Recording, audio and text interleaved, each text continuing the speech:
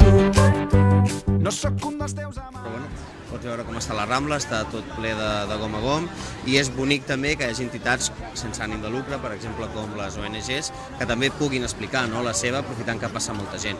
Però és un tema que és veritat, és controvertit, hi ha gent que pot tenir opinions per totes dues bandes i tots dos tindrien raó. El que es tracta és de col·laborar amb la cultura del país, i la cultura del país són els llibres, són les roses, i nosaltres hem triat la rosa, i a part d'això, algun conte que tenim especial pels nanos amb síndrome de Down, i perquè els nanos fan uns treballets petits que serveixi de...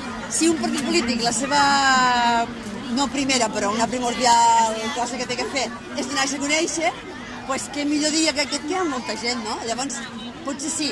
Si només fessin llibres, moltes entitats ja hi podrien ser, tampoc. Per tant, pensant com a donar-se a conèixer, bé, trobo que sí que ens falta.